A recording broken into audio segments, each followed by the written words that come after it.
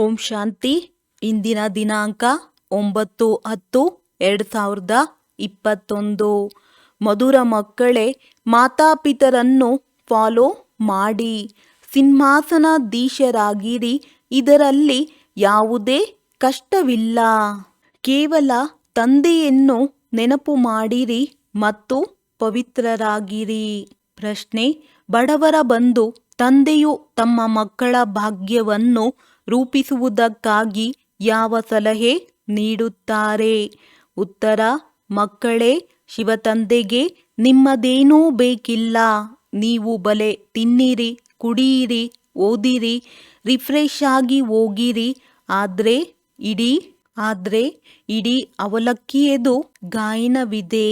21 ಜನ್ಮಗಳಿಗಾಗಿ ಸಾಹುಕಾರರಾಗಬೇಕಾಗಿದೆ ಅಂದ ಮೇಲೆ ಬಡವರ 1 ಪೈಸೆಯು ಸಾಹುಕಾರರ 100 ರೂಪಾಯಿಗಳಿಗೆ ಸರಿಸಮವಾಗಿದೆ. ಆದ್ದರಿಂದ ತಂದೆಯು ಯಾವಾಗ ಡೈರೆಕ್ಟ್ ಬರುತ್ತಾರೆಯೋ ಆಗ ತಮ್ಮದೆಲ್ಲವನ್ನು ಸಫಲ ಮಾಡಿಕೊಳ್ಳಿರಿ. ಗೀತೆ: ನೀವೇ ಮಾತಾಪಿತಾ ಆಗಿದ್ದೀರಿ. ಓಂ ಶಾಂತಿ.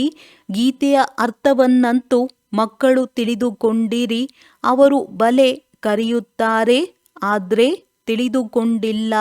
ಅವರು ನಮ್ಮ ತಂದೆಯಾಗಿದ್ದಾರೆ ಎಂಬುದನ್ನು ನೀವು ತಿಳಿದುಕೊಂಡಿದ್ದೀರಿ. ವಾಸ್ತವದಲ್ಲಿ ನಿಮಗಷ್ಟೇ ತಂದೆಯಲ್ಲ, ಎಲ್ಲರಿಗೂ ತಂದೆಯಾಗಿದ್ದಾರೆ. ಇದನ್ನು ತಿಳಿದುಕೊಳ್ಳಬೇಕಾಗಿದೆ. ಯಾರೆಲ್ಲ ಆತ್ಮರಿದ್ದಾರೆಯೋ ಅವರೆಲ್ಲರಿಗೂ ತಂದೆಯು ಪರಮಾತ್ಮನಾಗಿದ್ದಾರೆ. ಬಾಬಾ ಬಾಬಾ ಎಂದು ಹೇಳುವುದರಿಂದ ಅವಶ್ಯವಾಗಿ ಆಸ್ತಿಯ ನೆನಪು ಬರುತ್ತದೆ. ತಂದೆಯನ್ನು ನೆನಪು ಮಾಡುವುದರಿಂದಲೇ ವಿಕರ್ಮಗಳು ವಿನಾಶವಾಗುತ್ತವೆ.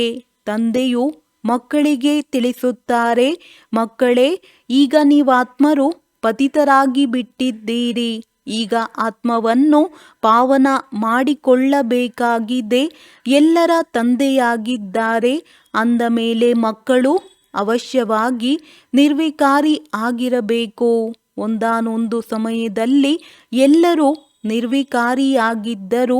ತಂದೆಯೇ ತಿಳಿಸುತ್ತಾರೆ, ಲಕ್ಷ್ಮೀ ನಾರಾಯಣರ ರಾಜ್ಯವಿದ್ದಾಗ ಎಲ್ಲರೂ ನಿರ್ವಿಕಾರಿಗಳಾಗಿದ್ದರು. ಇಷ್ಟೆಲ್ಲ ಮನುಷ್ಯಾತ್ಮರನ್ನು ನೋಡುತ್ತೀರಿ, ಅವರೆಲ್ಲರೂ ನಿರ್ವಿಕಾರಿಯಾಗಿದ್ದರು. ಏಕೆಂದರೆ ಶರೀರವು ವಿನಾಶವಾಗಿ ಬಿಡುವುದು. ಬಾಕಿ ಆತ್ಮರು ಹೋಗಿ ನಿರಾಕಾರಿ ಪ್ರಪಂಚದಲ್ಲಿರುತ್ತಾರೆ. ಅಲ್ಲಿ ವಿಕಾರದ ಹೆಸರು ಗುರುತು ಇರುವುದಿಲ್ಲ, ಶರೀರವೇ ಇರುವುದಿಲ್ಲ. ಅಲ್ಲಿಂದಲೇ ಎಲ್ಲ ಆತ್ಮರು ಈ ಪ್ರಪಂಚದಲ್ಲಿ ಪಾತ್ರವನ್ನು ಅಭಿನಯಿಸಲು ಬರುತ್ತಾರೆ. ಮೊಟ್ಟಮೊದಲು ಭಾರತವಾಸಿಗಳೇ ಬರುತ್ತಾರೆ. ಭಾರತದಲ್ಲಿ ಮೊಟ್ಟಮೊದಲು ಈ ಲಕ್ಷ್ಮೀ ನಾರಾಯಣರ ರಾಜ್ಯವಿತ್ತು. ಆಗ ಮತ್ತೆಲ್ಲ ಧರ್ಮದವರು ನಿರಾಕಾರಿ ಪ್ರಪಂಚದಲ್ಲಿದ್ದರು.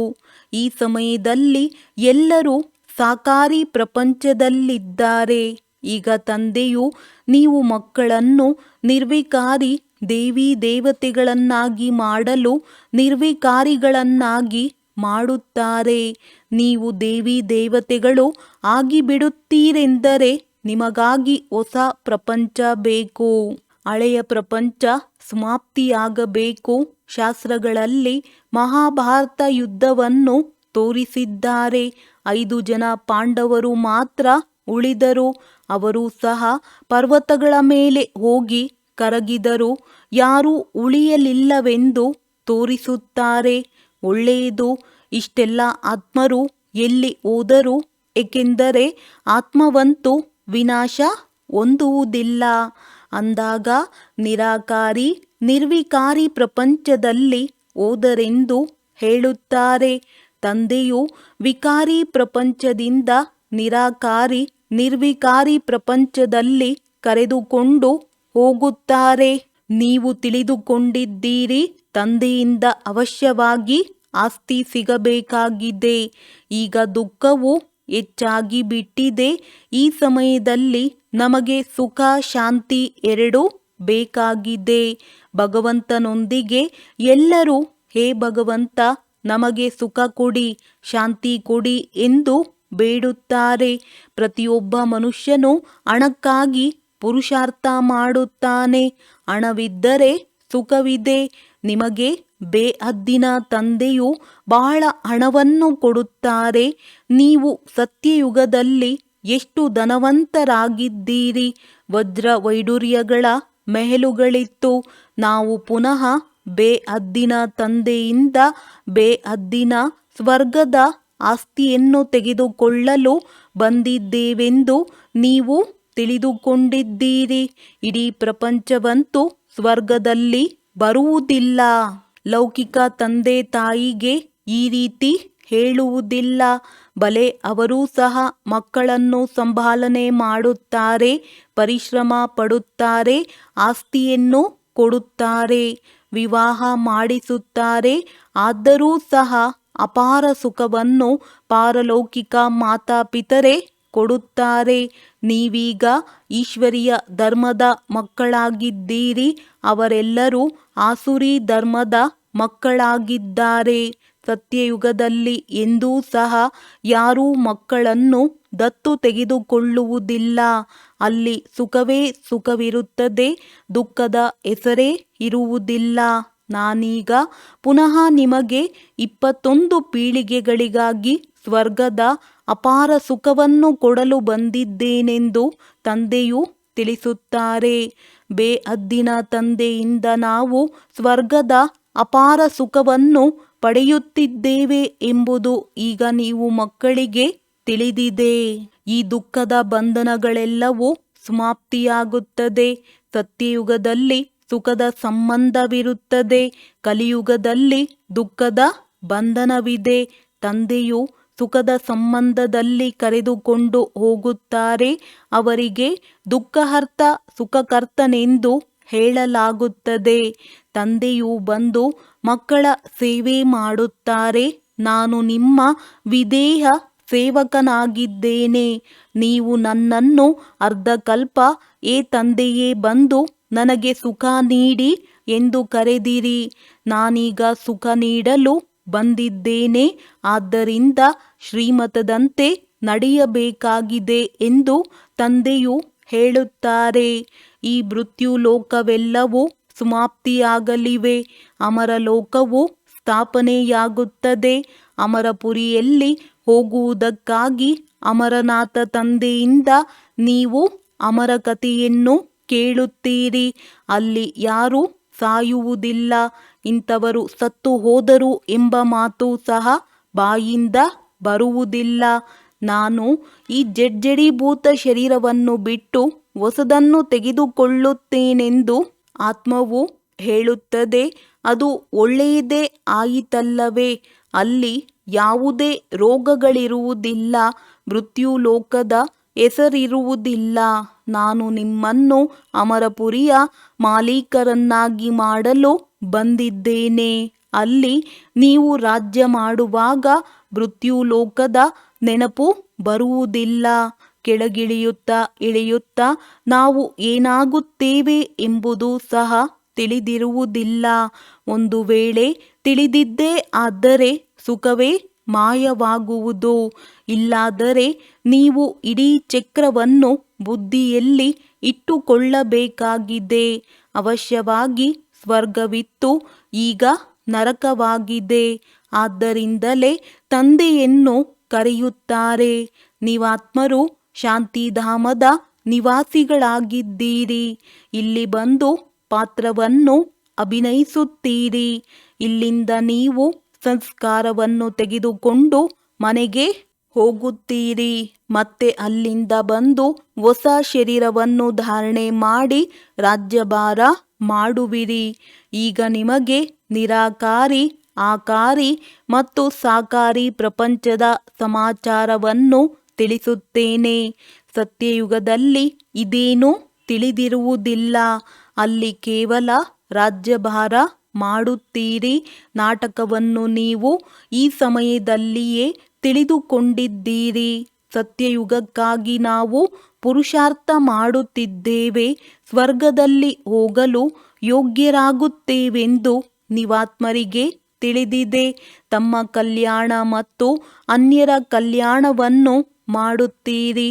ಇದರಿಂದ ಅವರ ಆಶೀರ್ವಾದವು ನಿಮ್ಮ ತಲೆಯ ಮೇಲೆ ಬರುತ್ತಿರುವುದು. ನಿಮ್ಮ ಯೋಜನೆ ನೋಡಿ ಹೇಗಿದೆ. ಈ ಸಮಯದಲ್ಲಿ ಎಲ್ಲರದು ತಮ್ಮ ತಮ್ಮದೇ ಆದ ಯೋಜನೆ ಇದೆ. ತಂದೆಯದು ಯೋಜನೆ ಇದೆ. ಅವರು ಜಲಾಶಯ ಇತ್ಯಾದಿಗಳನ್ನು ಕಟ್ಟಿಸುತ್ತಾರೆಂದರೆ ವಿದ್ಯುತ್ ಇತ್ಯಾದಿಗಳಿಗಾಗಿ ಎಷ್ಟೊಂದು ಕೋಟ್ಯಾಂತರ ರೂಪಾಯಿಗಳನ್ನು ಖರ್ಚು ಮಾಡುತ್ತಾರೆ. ತಂದೆಯು ತಿಳಿಸುತ್ತಾರೆ, ಅವೆಲ್ಲವೂ ಆಸುರಿ ಯೋಜನೆಗಳಾಗಿವೆ. ನಮ್ಮದು ಈಶ್ವರೀಯ ಯೋಜನೆಯಾಗಿದೆ. ಈಗ ಅವರ ಯೋಜನೆಯು ವಿಜಯವನ್ನು ಪಡೆಯುವರೆ. ಅವರು ಪರಸ್ಪರ ಒಡೆದಾಡುತ್ತಾರೆ. ಎಲ್ಲರ ಯೋಜನೆಗಳು ಮಣ್ಣು ಪಾಲಾಗುವುದು. ಅವರ್ಯಾರು ಸ್ವರ್ಗದ ಸ್ಥಾಪನೆ ಮಾಡುವುದಿಲ್ಲ. ಅವರು ಏನೆಲ್ಲವನ್ನು ಮಾಡುವರೋ ದುಃಖಕ್ಕಾಗಿಯೇ ಮಾಡುವರು. ತಂದೆಗೆ ಸ್ವರ್ಗವನ್ನಾಗಿ ಮಾಡುವ ಯೋಜನೆ ಇದೆ. ನರಕವಾಸಿ ಮನುಷ್ಯರು ನರಕದಲ್ಲಿಯೇ ಇರುವುದಕ್ಕಾಗಿ ಯೋಜನೆ ಮಾಡಿಕೊಳ್ಳುತ್ತಾರೆ. ತಂದೆಯದು ಸ್ವರ್ಗವನ್ನಾಗಿ ಮಾಡುವ ಯೋಜನೆಯು ನಡೆಯುತ್ತಿದೆ. ಅಂದ ಮೇಲೆ ನಿಮಗೆ ಎಷ್ಟೊಂದು ಖುಷಿ ಇರಬೇಕು. ನಿಮ್ಮ ಕೃಪೆಯಿಂದ ಅಪಾರ ಸುಖ ಸಿಗುವುದೆಂದು ಆಡುತ್ತೀರಿ. ಅಂದ ಮೇಲೆ ಅಂತಹ ಪುರುಷಾರ್ಥ ಮಾಡಿಬಿಡಬೇಕಲ್ಲವೇ. ತಂದೆಯು ಹೇಳುತ್ತಾರೆ, ಮಕ್ಕಳೇ, ಏನು ಬೇಕೋ ಅದನ್ನು ಪಡೆದುಕೊಳ್ಳಿ. ವಿಶ್ವದ ಮಹಾರಾಜರು ರಾಜಾರಾಣಿಯಾದರೂ ಆಗಿರಿ, ದಾಸದಾಸಿಯಾದರೂ ಆಗಿರಿ. ಎಷ್ಟು ಪುರುಷಾರ್ಥ ಮಾಡುವಿರೋ ಅದು ನಿಮ್ಮ ಮೇಲಿದೆ. ತಂದೆಯು ಕೇವಲ ಇಷ್ಟನ್ನೇ ತಿಳಿಸುತ್ತಾರೆ. ಮೊದಲನೆಯದಾಗಿ ಪವಿತ್ರರಾಗಿರಿ ಮತ್ತು ಪ್ರತಿಯೊಬ್ಬರಿಗೆ ತಂದೆಯ ಪರಿಚಯವನ್ನು ಕೊಡುತ್ತಾ ಇರಿ. ತಂದೆಯನ್ನು ನೆನಪು ಮಾಡಿದರೆ ಆಸ್ತಿಯು ನಿಮ್ಮದಾಗುವುದು. ತಂದೆಯನ್ನು ನೆನಪು ಮಾಡುವುದರಲ್ಲಿಯೇ ಮಾಯೆಯು ಬಹಳ ವಿಘ್ನಗಳನ್ನು ಹಾಕುತ್ತದೆ, ಬುದ್ಧಿಯೋಗವನ್ನು ತುಂಡರಿಸುತ್ತದೆ. ತಂದೆಯು ಹೇಳುತ್ತಾರೆ, ಎಷ್ಟು ನನ್ನನ್ನು ನೆನಪು ಮಾಡುವಿರೋ ಅಷ್ಟು ಪಾಪಗಳು ಭಸ್ಮವಾಗುವುವು ಮತ್ತು ಶ್ರೇಷ್ಠ ಪದವಿಯನ್ನು ಪಡೆಯುತ್ತೀರಿ. ಆದ್ದರಿಂದ ಭಾರತದ ಪ್ರಾಚೀನ ಯೋಗವು ಪ್ರಸಿದ್ಧವಾಗಿದೆ. ತಂದೆಗೆ ಮುಕ್ತಿದಾತನೆಂತಲೂ ಹೇಳುತ್ತಾರೆ. ತಂದೆಯು 21 ಜನ್ಮಗಳಿಗಾಗಿ ನಿಮ್ಮನ್ನು ದುಃಖದಿಂದ ಬಿಡುಗಡೆ ಮಾಡುತ್ತಾರೆ. ಭಾರತವಾಸಿಗಳು ಸುಖಧಾಮದಲ್ಲಿದ್ದಾಗ ಉಳಿದೆಲ್ಲರೂ ಶಾಂತಿಧಾಮದಲ್ಲಿ ಇರುತ್ತಾರೆ. ನಿರಾಕಾರಿ ಪ್ರಪಂಚ ಮತ್ತು ಸಾಕಾರಿ ಪ್ರಪಂಚದ ಯೋಜನೆಯನ್ನು ತೋರಿಸಿದಾಗ ಅನ್ಯ ಧರ್ಮದವರು ಸ್ವರ್ಗದಲ್ಲಿ ಬರಲು ಸಾಧ್ಯವಿಲ್ಲ ಎಂಬುದು ಎಲ್ಲರಿಗೆ ಕೂಡಲೇ ಅರ್ಥವಾಗುತ್ತದೆ. ಸ್ವರ್ಗದಲ್ಲಿ ದೇವಿ ದೇವತೆಗಳಿರುತ್ತಾರೆ. ಈ ಡ್ರಾಮಾದ ಜ್ಞಾನವನ್ನು ತಂದೆಯ ವಿನಃ ಮತ್ಯಾರೂ ತಿಳಿಸಲು ಸಾಧ್ಯವಿಲ್ಲ. ಮಕ್ಕಳು ತಂದೆಯಿಂದ ಆಸ್ತಿಯನ್ನು ಪಡೆಯುವುದಕ್ಕಾಗಿಯೇ ಬರುತ್ತೀರಿ. ಅಪಾರ ಸುಖವಂತೂ ಸತ್ಯಯುಗದಲ್ಲಿಯೇ ಸಿಗುತ್ತದೆ.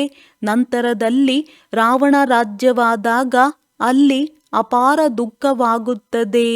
ನೀವೀಗ ತಿಳಿದುಕೊಂಡಿದ್ದೀರಿ. ತಂದೆಯು ನಮಗೆ ಸತ್ಯವಾದ ಕಥೆಯನ್ನು ತಿಳಿಸಿ ಅಮರಲೋಕದಲ್ಲಿ ಹೋಗಲು ಯೋಗ್ಯರನ್ನಾಗಿ ಮಾಡುತ್ತಾರೆ. ನೀವೀಗ ಇಂತಹ ಕರ್ಮವನ್ನು ಮಾಡುತ್ತೀರಿ. ಆದ್ದರಿಂದಲೇ 21 ಜನ್ಮಗಳಿಗಾಗಿ ಧನವಂತರಾಗುತ್ತೀರಿ. ಧನವಾನ್ ಭವ, ಪುತ್ರವಾನ್ ಭವ ಎಂದು ಹೇಳುತ್ತಾರೆ. ಸತ್ಯಯುಗದಲ್ಲಿ ನಿಮಗೆ ಒಬ್ಬ ಮಗ, ಒಬ್ಬ ಮಗಳು ಇರುತ್ತಾರೆ. ಆಯುಷ್ಮಾನ್ ಭವ, ನಿಮ್ಮ ಆಯಸ್ಸು 150 ವರ್ಷಗಳಿರುವುದು ಎಂದು ಅಕಾಲ ಮೃತ್ಯುವಾಗುವುದಿಲ್ಲ. ಇದನ್ನು ತಂದೆಯೇ ತಿಳಿಸುತ್ತಾರೆ. ನೀವು ಅರ್ಧಕಲ್ಪ ನನ್ನನ್ನು ಕರೆಯುತ್ತಾ ಬಂದಿದ್ದೀರಿ. ಸನ್ಯಾಸಿಗಳು ಈ ರೀತಿ ಹೇಳುವರೆ, ಅವರಿಗೇನು ಗೊತ್ತಿದೆ? ತಂದೆಯು ಕುಳಿತು ಎಷ್ಟು ಪ್ರೀತಿಯಿಂದ ತಿಳಿಸುತ್ತಾರೆ, ಮಕ್ಕಳೇ, ಇದೊಂದು ಜನ್ಮದಲ್ಲಿ ಪಾವನರಾಗುತ್ತೀರೆಂದರೆ 21 ಜನ್ಮಗಳು ಪಾವನ ಪ್ರಪಂಚದ ಮಾಲೀಕರಾಗುತ್ತೀರಿ. ಪವಿತ್ರತೆಯಲ್ಲಿ ಸುಖವಿದೆಯಲ್ಲವೇ? ನೀವು ಪವಿತ್ರ ದೈವಿ ಧರ್ಮದವರಾಗಿದ್ದೀರಿ. ಈಗ ಅಪವಿತ್ರರಾಗಿ ದುಃಖದಲ್ಲಿ ಬಂದಿದ್ದೀರಿ. ಸ್ವರ್ಗದಲ್ಲಿ ನಿರ್ವಿಕಾರಿಗಳಾಗಿದ್ದೀರಿ. ಈಗ ವಿಕಾರಿಗಳಾಗಿರುವ ಕಾರಣ ನರಕದಲ್ಲಿ ದುಃಖಿಯಾಗಿದ್ದೀರಿ. ತಂದೆಯಂತೂ ಪುರುಷಾರ್ಥ ಮಾಡಿಸುತ್ತಾರಲ್ಲವೇ, ಸ್ವರ್ಗದ ಮಹಾರಾಜ ಮಹಾರಾಣಿಯರಾಗಿರಿ ಎಂದು. ನಿಮ್ಮ ಮೊಮ್ಮ ಬಾಬಾ ಆ ರೀತಿ ಆಗುತ್ತಾರೆಂದ ಮೇಲೆ ನೀವು ಸಹ ಪುರುಷಾರ್ಥ ಮಾಡಿರಿ. ಇದರಲ್ಲಿ ತಬ್ಬಿಬ್ಬಾಗುವ ಮಾತಿಲ್ಲ. ತಂದೆಯು ಯಾರಿಗೂ ಕಾಲಿಗೆ ಬೀಳಲು ಹೇಳುವುದಿಲ್ಲ. ತಂದೆಯು ತಿಳಿಸುತ್ತಾರೆ, ನಾನು ನಿಮಗೆ ವಜ್ರ ವೈಡೂರ್ಯಗಳ ಮೆಹಲುಗಳನ್ನು ಕೊಟ್ಟೆನು, ಸ್ವರ್ಗದ ಮಾಲೀಕರನ್ನಾಗಿ ಮಾಡಿದೆನು. ನಂತರ ಅರ್ಧಕಲ್ಪ ನೀವು ಭಕ್ತಿ ಮಾರ್ಗದಲ್ಲಿ ಹಣೆಯನ್ನು ಸವೆಸುತ್ತಾ ಬಂದಿರಿ, ಹಣವನ್ನು ಕೊಡುತ್ತಾ ಬಂದಿರಿ. ಆ ಚಿನ್ನ ವಜ್ರಗಳ ಮೆಹಲುಗಳು ಎಲ್ಲಿ ಹೋಯಿತು? ನೀವು ಸ್ವರ್ಗದಿಂದ ಇಳಿಯುತ್ತಾ ಇಳಿಯುತ್ತಾ ನರ್ಕದಲ್ಲಿ ಬಂದು ಬಿಟ್ಟಿದ್ದೀರಿ. ನಾನೀಗ ಪುನಃ ನಿಮ್ಮನ್ನು ಸ್ವರ್ಗದಲ್ಲಿ ಕರೆದುಕೊಂಡು ಹೋಗುತ್ತೇನೆ. ನಿಮಗೆ ಯಾವುದೇ ಕಷ್ಟ ಕೊಡುವುದಿಲ್ಲ. ಕೇವಲ ನನ್ನನ್ನು ನೆನಪು ಮಾಡಿರಿ ಮತ್ತು ಪವಿತ್ರರಾಗಿರಿ. ಬಲೆ ಒಂದು ಪೈಸೆಯನ್ನು ಕೊಡಬೇಡಿ. ತಿನ್ನಿರಿ, ಕುಡಿಯಿರಿ, ಓದಿರಿ, ರಿಫ್ರೆಶ್ ಆಗಿ ಇಲ್ಲಿಂದ ಹೋಗಿರಿ. ತಂದೆಯು ಕೇವಲ ಓದಿಸುತ್ತಾರೆ. ವಿದ್ಯೆಗೆ ಹಣವೇನನ್ನು ತೆಗೆದುಕೊಳ್ಳುವುದಿಲ್ಲ. ಬಾಬಾ, ನಾವು ಅವಶ್ಯವಾಗಿ ಕೊಡುತ್ತೇವೆ, ಇಲ್ಲದಿದ್ದರೆ ಅಲ್ಲಿ ನಮಗೆ ಮೆಹಲುಗಳು ಹೇಗೆ ಸಿಗುವವು ಎಂದು ಹೇಳುತ್ತಾರೆ. ಭಕ್ತಿ ಮಾರ್ಗದಲ್ಲಿಯೂ ಸಹ ನೀವು ಈಶ್ವರಾರ್ಥವಾಗಿ ದಾನವನ್ನು ಬಡವರಿಗೆ ನೀಡುತ್ತಿದ್ದೀರಿ. ಫಲವನ್ನು ಸಹ ಈಶ್ವರನೇ ಕೊಡುವರು, ಬಡವರು ಕೊಡುವರೇ? ಆದರೆ ಅದು ಒಂದು ಜನ್ಮಕ್ಕಾಗಿ ಸಿಗುವುದು. ಈಗಂತೂ ಬಾಬಾ ತಾವು ಡೈರೆಕ್ಟ್ ಬಂದಿರುವಿರಿ. ನಾವು ಈ ಸ್ವಲ್ಪ ಹಣವನ್ನು ಕೊಡುತ್ತೇವೆ. ಇದಕ್ಕಾಗಿ ತಾವು ನಮಗೆ 21 ಜನ್ಮಗಳಿಗಾಗಿ ಸ್ವರ್ಗದಲ್ಲಿ ಕೊಡಬೇಕು ಎಂದು ಹೇಳುತ್ತಾರೆ. ತಂದೆಯು ಎಲ್ಲರನ್ನೂ ಸಾಹುಕಾರರನ್ನಾಗಿ ಮಾಡಿಬಿಡುತ್ತಾರೆ. ಹಣ ಕೊಡುತ್ತೀರೆಂದರೆ ನಿಮಗಾಗಿಯೇ ಇರುವುದಕ್ಕಾಗಿ ಮನೆಗಳನ್ನು ಕಟ್ಟಿಸುತ್ತಾರೆ. ಇಲ್ಲದಿದ್ದರೆ ಇದೆಲ್ಲವೂ ಹೇಗಾಗುವುದು? ಮಕ್ಕಳೇ ಈ ಮನೆ ಇತ್ಯಾದಿಗಳನ್ನು ಕಟ್ಟಿಸುತ್ತಾರಲ್ಲವೇ? ನಾನಂತೂ ಇದರಲ್ಲಿ ಇರುವುದಿಲ್ಲ. ನೀವೇ ಇರುತ್ತೀರೆಂದರೆ ಶಿವತಂದೆಯು ಹೇಳುತ್ತಾರೆ, ಶಿವತಂದೆಯು ನಿರಾಕಾರ ದಾತನಾಗಿದ್ದಾರಲ್ಲವೇ? ನೀವು ಕೊಡುತ್ತೀರೆಂದರೆ ನಿಮಗೆ 21 ಜನ್ಮಗಳಿಗಾಗಿ ಫಲ ಕೊಡುತ್ತೇನೆ. ನಾನಂತೂ ನಿಮ್ಮ ಸ್ವರ್ಗದಲ್ಲಿಯೇ ಬರುವುದಿಲ್ಲ. ನಾನು ನಿಮ್ಮನ್ನು ನರಕದಿಂದ ಹೊರತೆಗೆಯುವುದಕ್ಕಾಗಿಯೇ ನರಕದಲ್ಲಿಯೇ ಬರಬೇಕಾಗುತ್ತದೆ. ನಿಮ್ಮ ಗುರುಗಳಂತೂ ಇನ್ನೂ ಗುಣಿಯಲ್ಲಿಯೇ ಬೀಳಿಸುತ್ತಾರೆ. ಅವರ್ಯಾರೂ ಸದ್ಗತಿಯನ್ನು ನೀಡುವುದಿಲ್ಲ.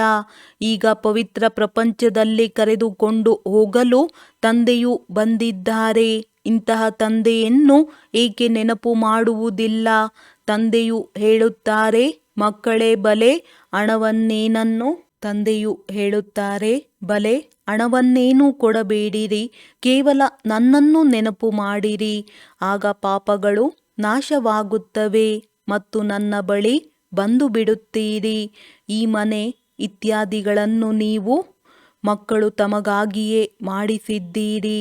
ಇಲ್ಲಿ ಇಡೀ ಅವಲಕ್ಕಿಯ ಗಾಯನವಿದೆಯಲ್ಲವೇ?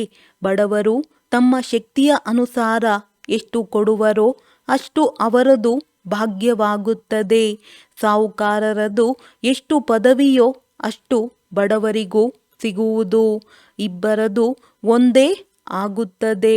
ಬಡವರ ಬಳಿ ಇರುವುದೇ 100 ರೂಪಾಯಿಗಳು. ಅದರಲ್ಲಿ ಅವರು 1 ರೂಪಾಯಿಯನ್ನು ಕೊಡುವರು. ಸಾಹುಕಾರರಿಗೆ ಬಹಳಷ್ಟಿರುವುದು.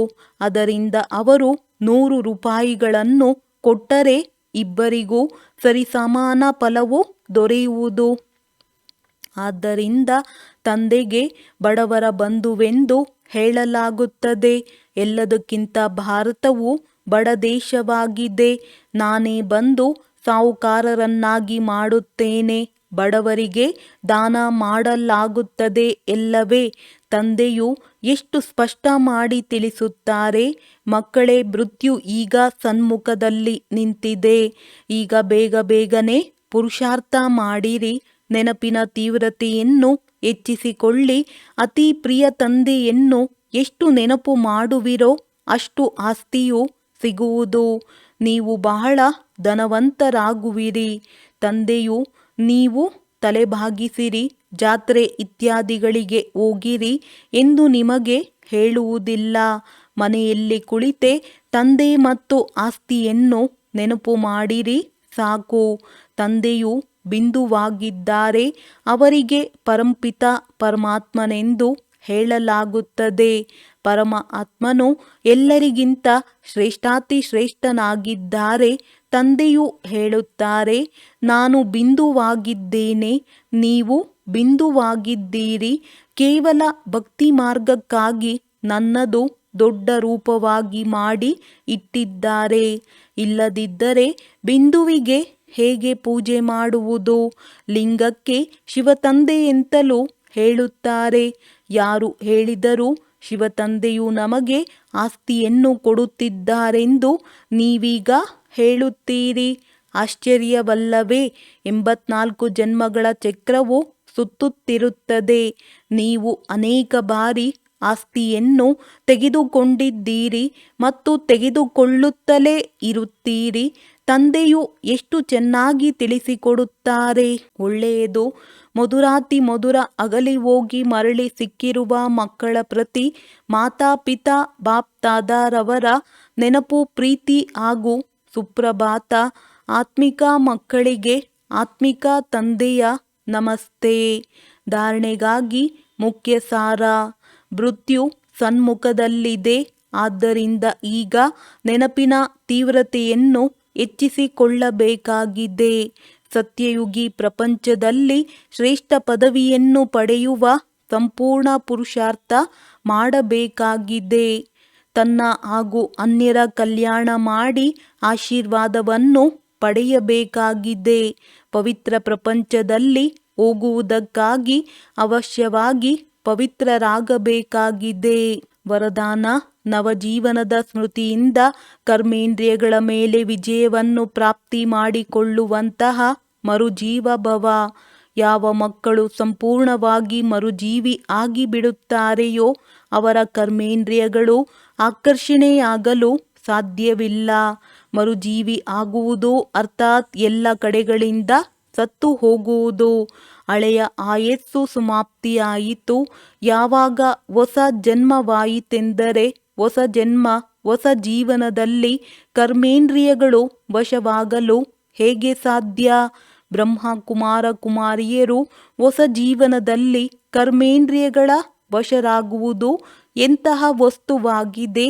ಈ ತಿಳುವಳಿಕೆಯಿಂದಲೂ ದೂರ. ಶೂದ್ರತ್ವದ ಅಂಶವೂ ಸಹ ಶ್ವಾಸ ಅರ್ಥಾತ್ ಸಂಸ್ಕಾರ ಎಲ್ಲಿಯೂ ಸಿಲುಕಿರಬಾರದು. ಸ್ಲೋಗನ್: ಅಮೃತ ವೇಳೆಯಲ್ಲಿ ಹೃದಯದಲ್ಲಿ ಪರಮಾತ್ಮನ ಸ್ನೇಹವನ್ನು ಸಮಾವೇಶ ಮಾಡಿಕೊಳ್ಳುತ್ತೀರೆಂದರೆ ಮತ್ಯಾವುದೇ ಸ್ನೇಹವು ಆಕರ್ಷಿಸಲು ಸಾಧ್ಯವಿಲ್ಲ. ಒಳ್ಳೆಯದು. ಓಂ ಶಾಂತಿ.